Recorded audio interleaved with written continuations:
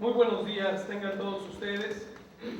La Facultad de Derecho de la Universidad Nacional Autónoma de México les da la más cordial bienvenida a la conferencia magistral que impartirá el maestro Armando Fuentes Aguirre Catón, titulada De Política y Cosas Peores, México Derecho. A nombre del señor rector de nuestra máxima casa de estudios, el doctor José Narro Robles, expresamos a nuestro invitado de honor la más cordial bienvenida y por nuestro conducto transmitimos sus más sentidas disculpas por no poder acompañarnos el día de hoy.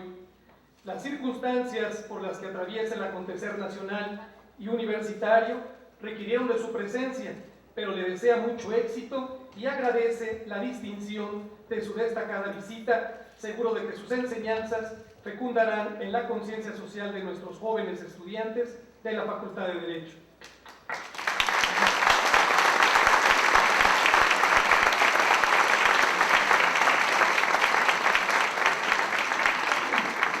Preside en este evento la doctora María Lioba Castañeda Rivas, directora de la Facultad de Derecho.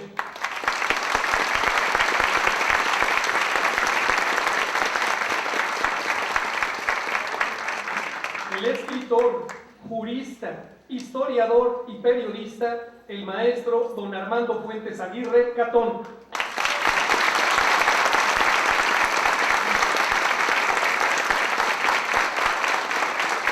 El maestro Miguel Ángel Vázquez Robles, secretario general de la Facultad de Derecho.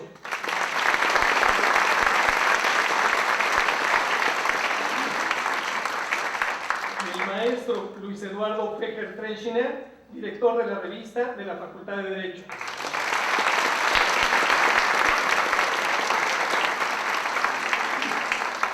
Y la maestra Luz María Islas Colín, secretaria de Planeación de nuestra facultad.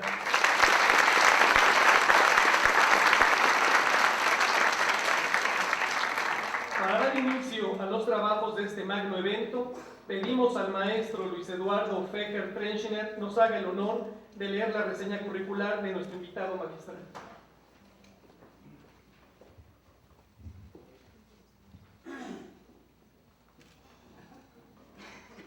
Ayer, cuando estuvimos en una grata plática con nuestra digna directora, el maestro Armando Fuentes Aguirre, su distinguida esposa y otros compañeros aquí de la facultad, fue verdaderamente un deleite platicar con el maestro.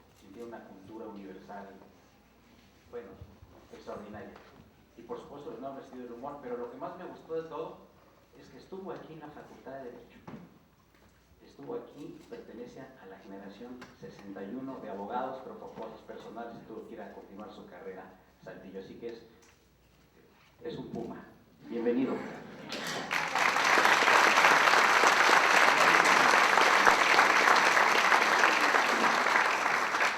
Una brevísima reseña curricular a la que daré con todo gusto lectura. El maestro Armando Fuentes Aguirre Catón, escritor y periodista mexicano, nació el 8 de julio de 1938 en Saltillo, Coahuila. Hijo de Mariano Fuentes Flores y Carmen Aguirre de Fuentes. Es famoso por su humor, el que ha plasmado en su obra escrita. A los 15 años de edad obtiene la licencia de locutor de radio. Abogado por la Facultad de Jurisprudencia de la Universidad Autónoma de Coahuila, es maestro en lengua y literatura, así como maestro en pedagogía en la Escuela Normal Superior de Coahuila.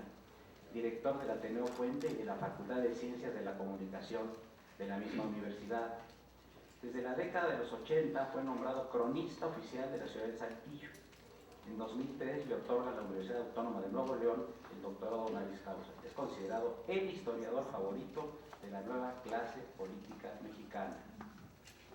Su labor periodística se extiende a más de 150 diarios mexicanos, destacando Reforma, El Norte y Mural, donde publica sus columnas Mirador, de política y cosas peores, donde cuenta chistes y hace comentarios políticos bajo el seudónimo del Catón, Manganitas, Plaza de Almas, que se publica todos los martes, además de la Otra Historia de México, que dejó de escribir hace algún tiempo.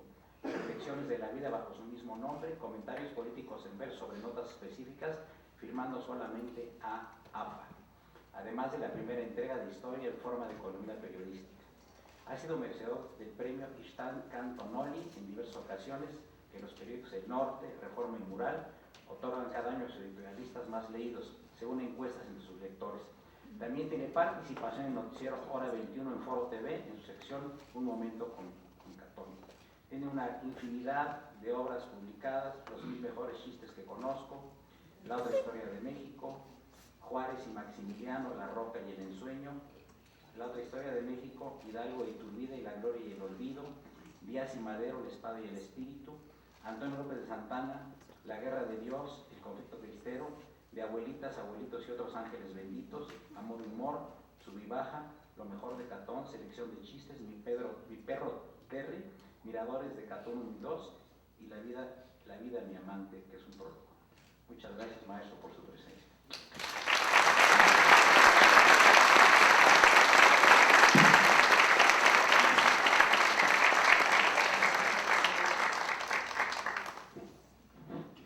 Muchas gracias. En la vieja casona del Potrero de Ábrego, nuestro pequeño rancho familiar, las mañanas empiezan siempre en la cocina, con una taza de café, el recio café serrano que se bebe en la montaña, caliente, amargo, fuerte y escaso, con las primeras letras de esas 4 palabras, se forma la palabra café. Lo sirve invariablemente la prima Marta, mujer de genio e ingenio.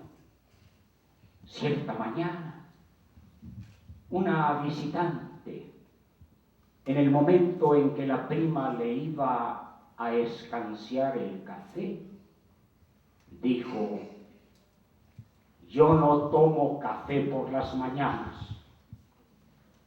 Y le preguntó la prima Marta: ¿y entonces con qué te desapendejas?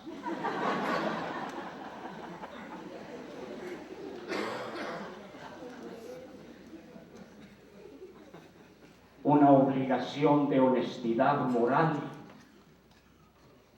me hace decir a ustedes que a mí todavía no me hace efecto el primer café de la mañana, lo cual les explicará los hierros, dislates, despropósitos y disparates que pueda decir en el curso de mi desilvanada exposición. Hay 4 señales que indican que los hombres hemos llegado ya a la edad madura. La primera, se nos olvidan los nombres. La segunda, se nos olvidan las fechas. La tercera, se nos olvida subirnos el zipper. La cuarta y más alarmante de todas, se nos olvida bajarnos el zipper. Pero hay otra señal aún más inquietante y que da también indicio cierto de haber llegado ya a esa edad. Y es la tendencia a alargarse en el uso de la palabra. Como yo no quiero dar esa impresión, mi charla será breve. He aprendido que un conferencista, los primeros 20 minutos que habla, mueve la inteligencia de aquellos que lo oyen. Los segundos 20 minutos, si en verdad es un buen conferenciante, les mueve el corazón. Pero los terceros 20 minutos, por bueno que sea, les mueve las asentaderas. Porque la gente se cansa y empieza a menearse en el asiento. Yo me voy a considerar afortunado si logro moverles la inteligencia. Más venturoso aún me sentiré si consigo mover su corazón. Pero aunque aquí, en esta queridísima facultad de Derecho, mi alma mater, y entre ustedes, amigas y amigos, maestras, maestros, muchachas, muchachos, aunque entre ustedes, digo, se siente uno muy en confianza, la confianza no es tanta como para atreverme a moverles otra parte de su anatomía, que respeto en todo su incalculable valor. A mí el mérito de la brevedad, inestimable, me lo enseñó el presidente del Club Rocario de Cadereyta, un poblado vecino de Monterrey. Me invitó a hablar en su comida semanal y yo le pregunté: dígame, señor, ¿cuánto tiempo debo hablar? Me respondió él: no, licenciado, usted hable todo el tiempo que quiera. Nosotros a las 3 nos vamos.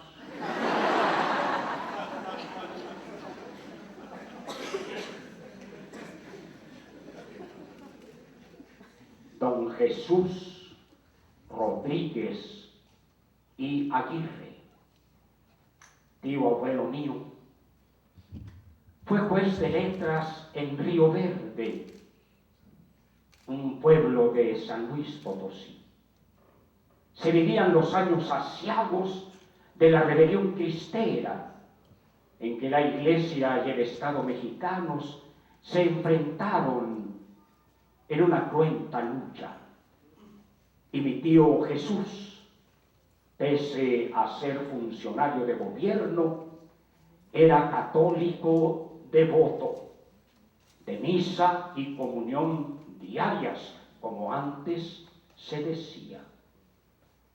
El jefe militar y comandante de la plaza era un hirsuto general apellidado Hernández, por mal nombre el Visco,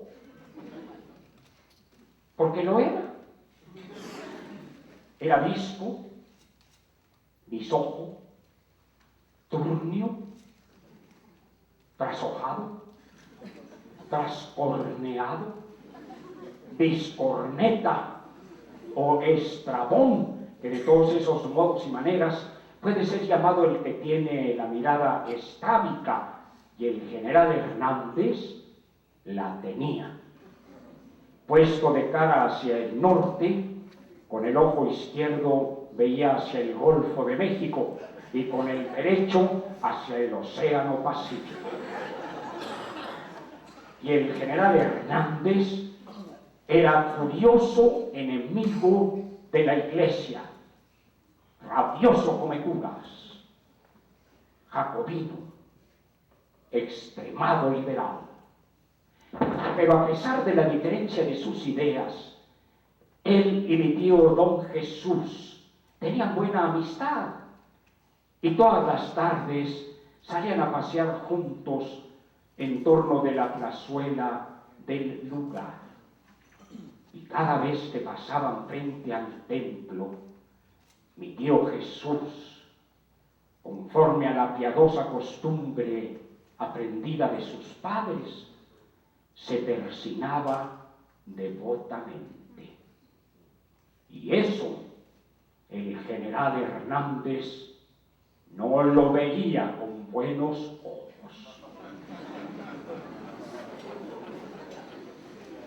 De hecho, él no veía nada con buenos ojos. Le parecía impropio que, siendo el licenciado funcionario de gobierno y estando la Iglesia y el Estado enfrentados en esa lucha a muerte, tuviera él esa muestra pública de devoción católica.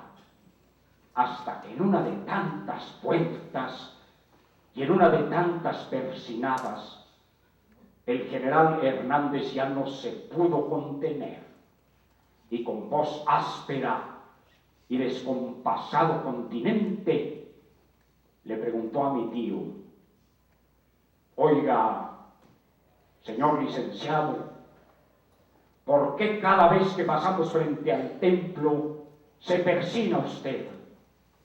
Y le contestó mi tío: mire qué coincidencia, general.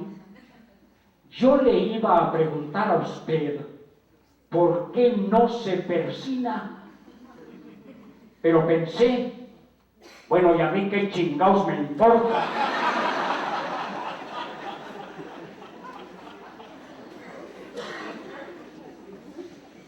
Yo le iba a preguntar a la doctora María Leoba Castañeda por qué me consideró digno de venir aquí. Pero pensé lo mismo que mi tío don Jesús. Y ya no le pregunté nada. Me limité a expresarle, como lo hago nuevamente, doctora, mi gratitud por haberme traído de regreso a esta mi casa.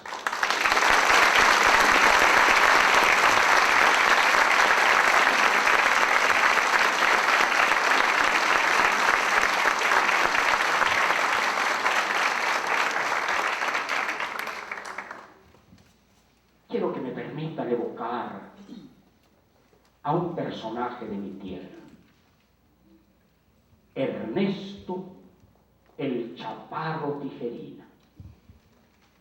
Hombre de afortunadas frases era él. Sus ocurrencias andan en boca de la gente y forman parte ya de la memoria colectiva. ¿Qué frases tenía el Chaparro Tijerina? Decía, por ejemplo: el dinero no compra la felicidad, sobre todo si es poco. Decía también: el vino eleva el espíritu, convéngale al cuerpo o no. Para referirse a una señora embarazada, el Chaparro nunca decía sencillamente que estaba embarazada, ni recurría a ninguno de los cautelosos eufemismos que usamos para aludir a una señora en tal estado. Él no decía que la señora se hallaba en estado interesante, que estaba esperando a la cigüeña, que se iba a aliviar. No. Para hablar de una señora embarazada, el Chaparro decía que estaba enferma de gustos pasados.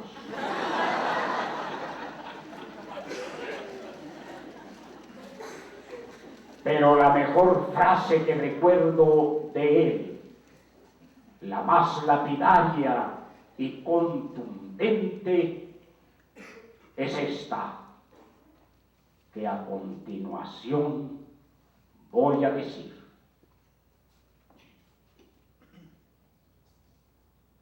El que se encuentra un pendejo, se encuentra un tesoro.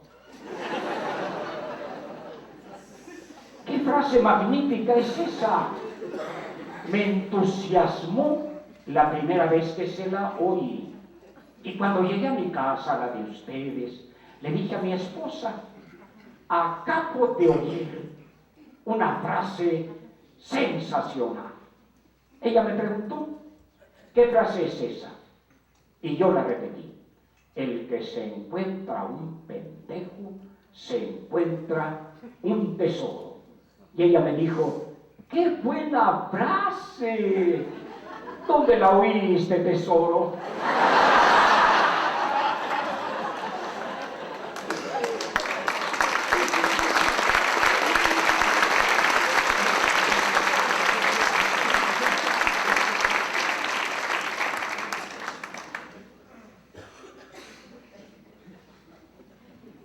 Quiero decirles que tengo por costumbre inalterable no dar nunca conferencias en principio de semana. Pero ustedes encontraron su tesoro. Y aquí me tienen. Y muy bien tenido, amigas y amigos.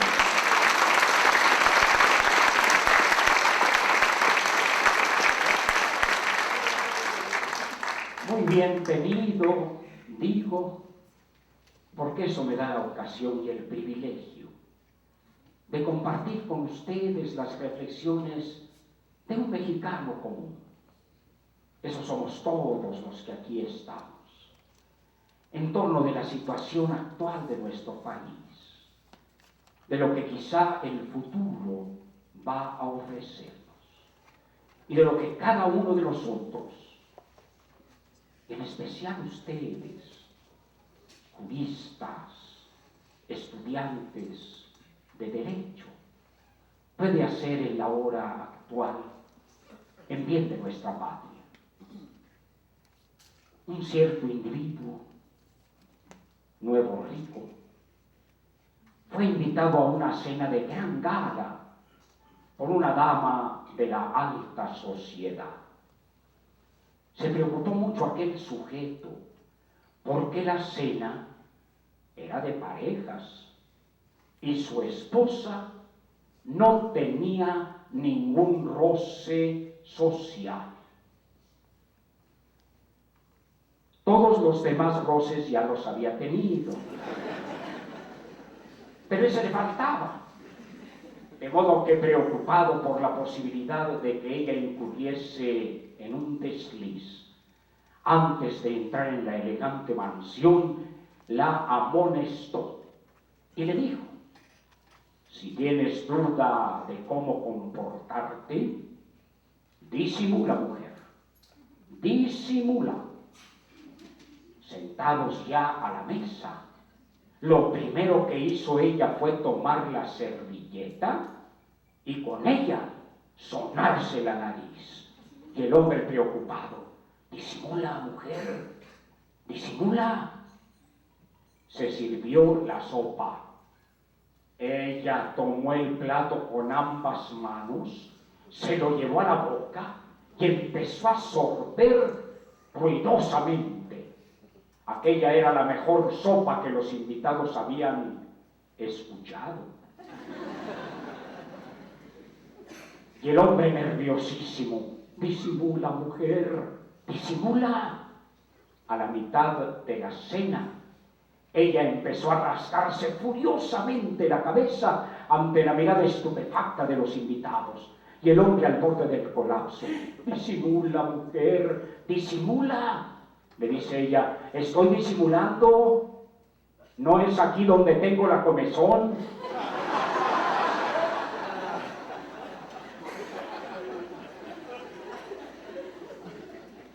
En igual forma, amigas y amigos, hay algo que en México no podríamos disimular, y es el hecho de que vivimos en un país en crisis. A la de economía que padecíamos ya, se ha sumado en estos días últimos otra crisis gravísima, esta de índole política y social, cuyos efectos y finales consecuencias ahora no podemos avisorar. Y por si eso fuese poco, el desasosiego y la intranquilidad que derivan del crimen y de la violencia se ha apoderado de la vida en muchas comunidades mexicanas y hace que la existencia cotidiana en ellas sea una aventura peligrosa. Dos nocivos sentimientos se han apoderado de nosotros. El primero es el escepticismo. No creemos ya en nada que nadie. Somos como Pepito. Fue de visita al zoológico con su papá, vio Pepito un animal. Le pregunta al señor: papi, ¿qué animal es ese? Le dice el señor: es una mula. Pregunta Pepito, ¿qué es una mula? Bueno, hijo, le explica el señor, una mula es el resultado de la mezcla de un caballo con una burra o de un asno con una yegua. Sigue caminando, ve Pepito, tu animal. Fíjese qué es, le dice el señor, es un perro lobo. Pregunta Pepito, ¿y qué es un perro lobo? Hijo, el nombre te lo está diciendo. Perro lobo. El resultado de la mezcla de un perro con una loba o de un lobo con una perra. Unos pasos más adelante ve Pepito tu animal. Papi, ese, le dice su papá, es un oso hormiguero. Y dice Pepito, ¡ah!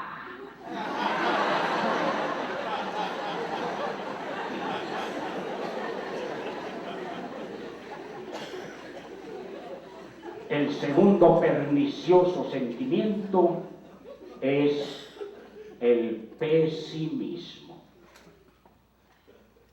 Había un pequeño pueblo en el que jamás había existido una casa desafinada, es decir, de mala nota. Ni siquiera había tenido nunca ese pueblito uno de esos moteles que antes se llamaban de paso, ahora se llaman de corta estancia o pago por evento.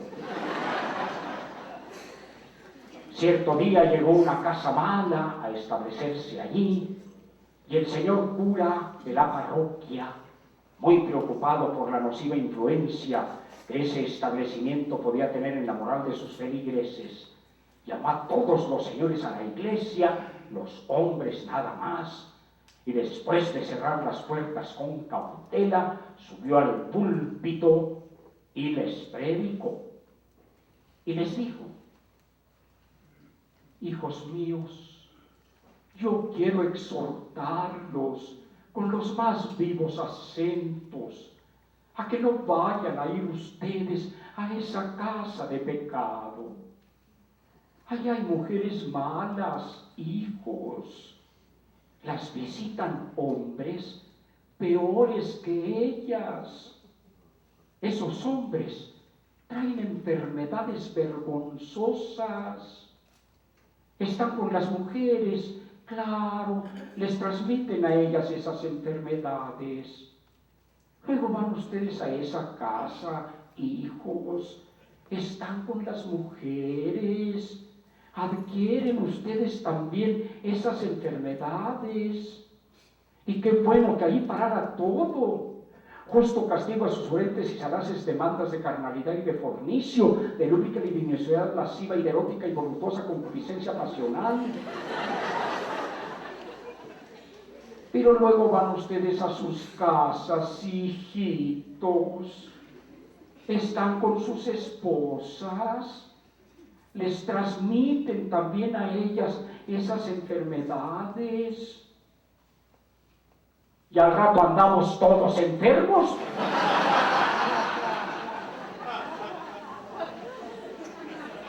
Pues esos dos nocivos sentimientos, el que nos hace escépticos y el que nos vuelve pesimistas, son tanto más peligrosos cuanto que también se pueden contagiar. Con todo esto que pasa, los mexicanos andamos inquietos y confusos, tan confusos que a veces no sabemos ya ni lo que nos decimos. Somos como aquella muchacha originaria de México, se fue a vivir a los Estados Unidos, después de estar algún tiempo por allá, regresó a pasar vacaciones en el pueblito donde vivía su abuelita. Se quejaba la muchacha del calor que hacía. Decía: abuelita, y al otro lado, cuando hace mucho calor en las noches, nada más ponemos el cooler en la ventana y con eso podemos dormir. Le dice la viejita: hija, aquí si pones el cooler en la ventana,